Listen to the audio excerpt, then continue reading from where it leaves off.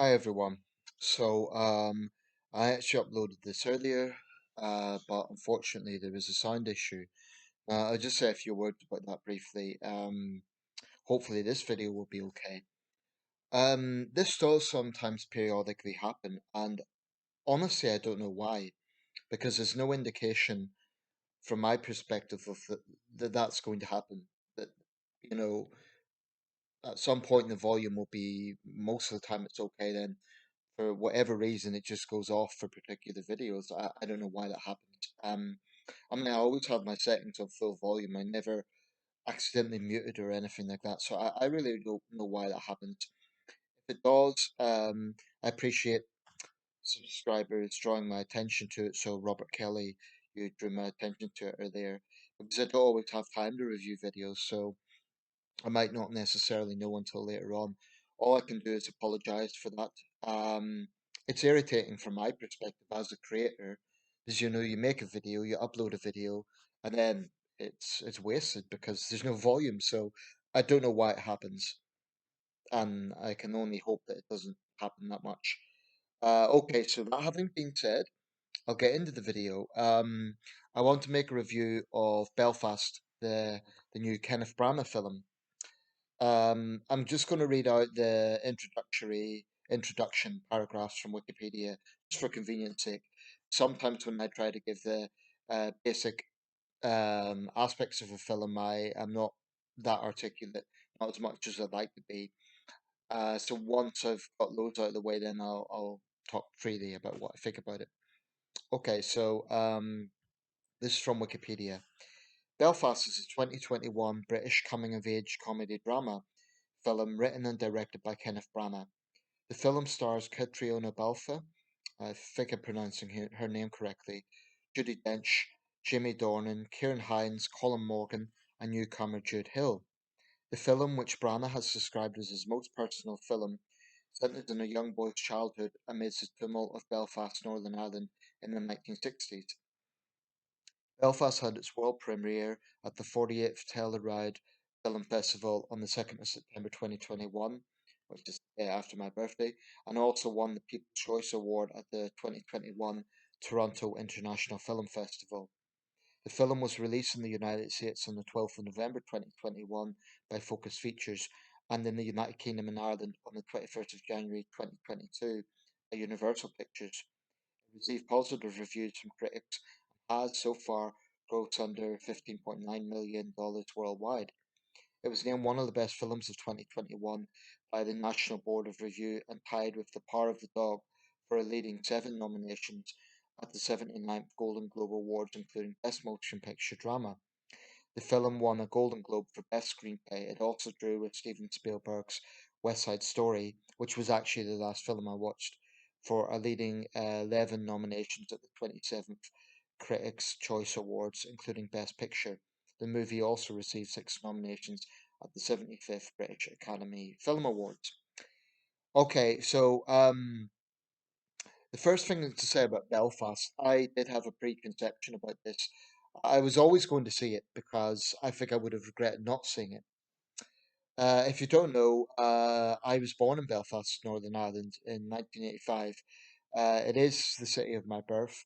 Um, I've grown up in Sunderland, and honestly, I probably know Sunderland better these days, but Belfast is somewhere that will always have a sentimental connection for me.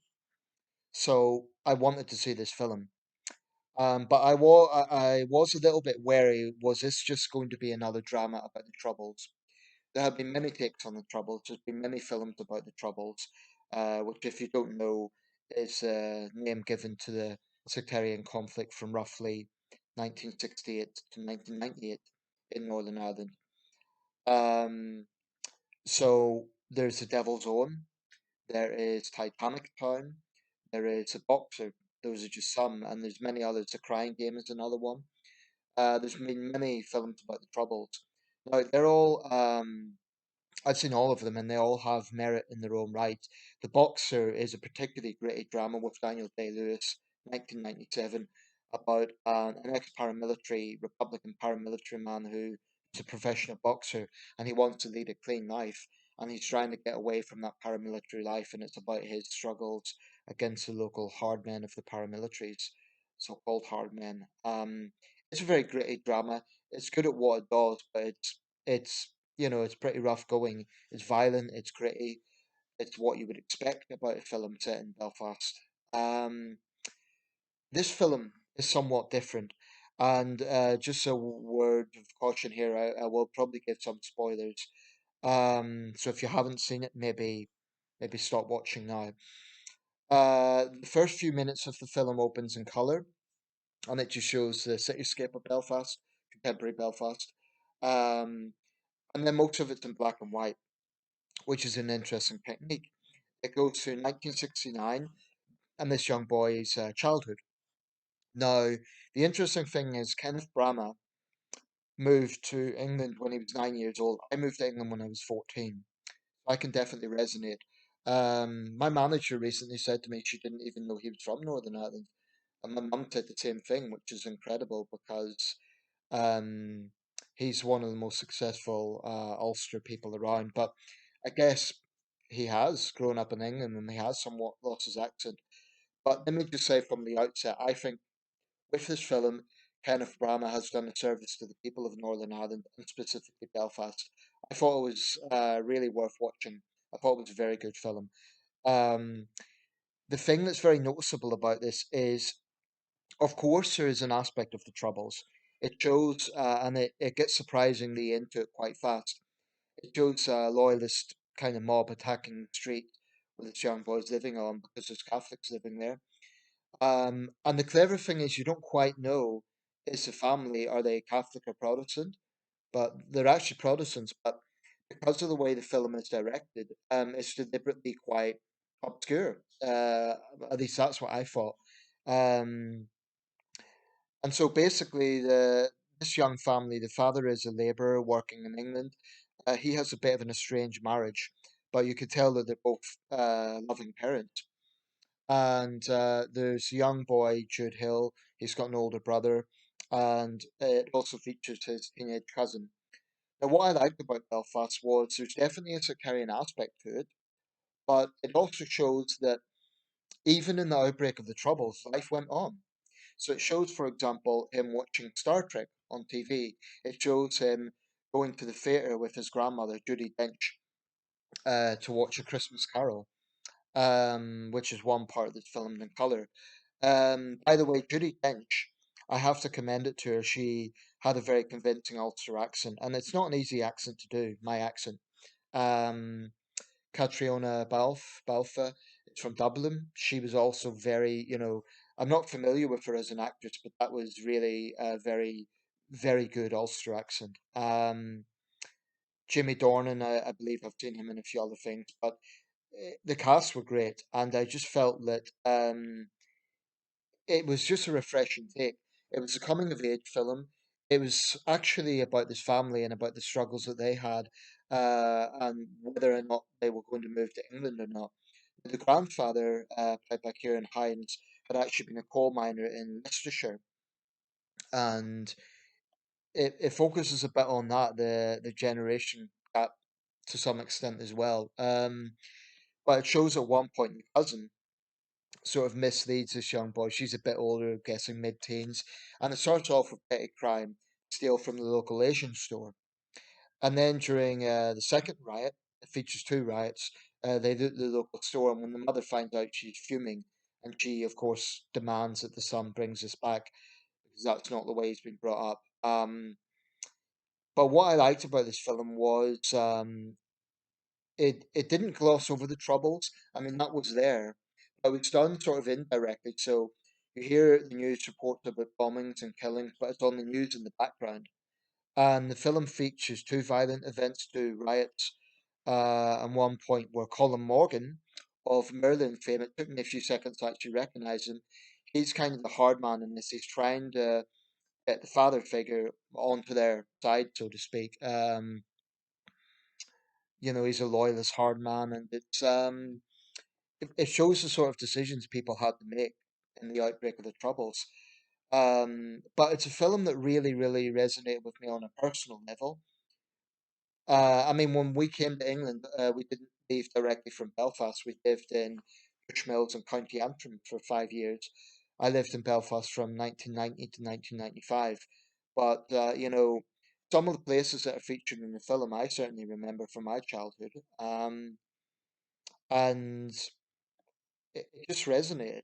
Um, Another thing I would commend strongly about the film is the cinematography was absolutely stunning. The camera work was amazing. The way that was shot was just very, very well done. If I've any critique, it might be that there were a few scenes that dragged a little bit. Some of the monologue, although it was good, it did feel a little bit like the pacing was a little bit slow at parts. So that might be my only critique, that it was a little bit slow at certain parts.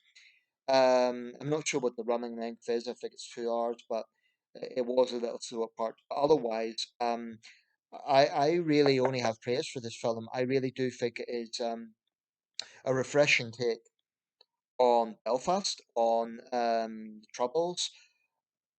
It's not really comparable to any other film made about the subject because it's not just about that. Fathers in Debt. It's a coming of age film. I suppose you could draw some analogies to Angela's Ashes, but there's more comedy in it than that. There's funny bits as well. So it's not that gloomy, although it's in black and white. Um, and I remember the end epilogue. It says, "For those who stayed, for those who left, and for all those who were lost." And I thought that was done in a very beautiful and poignant way. The film incidentally has music by Van Morrison featured throughout, who is of course from Belfast. I haven't followed him closely, but one of the songs is in my head now. I think it is. I forget the name of the song, but you could find clips of this film on YouTube. I strongly recommend it. If you're from Belfast as well, let me know what you think of the film. I personally feel it's done its justice because Northern Ireland's a small place, and this is a film that it's not a blockbuster. It's not going to be probably a huge film, but it's just getting a certain projection of Belfast out there from a man who's from there. And Belfast is a city I would say that punches above its weight.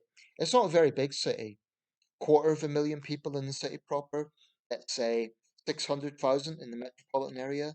It's not a huge city, yet think of not just the Troubles, but it's the birthplace of the Titanic. It's the base of Game of Thrones. C.S. Lewis was born there. I would say Belfast is a city that punches above its weight, and I'm proud of it myself. I'm proud to have been born in Belfast. Would I want to live there? Not necessarily, but I have memories there, and they're mostly good memories. Um, it's a special place. It's a robust city. Yes, it's a tough city with a violent past, but things have, for the most part, improved. And I just think Kenneth Branagh has done a service to to to Belfast and its people. And the film is not biased. That was another concern I had. Would it be biased to one side or the other? It really, really wasn't. So I think they just I think it was very well made, and I would strongly recommend this film.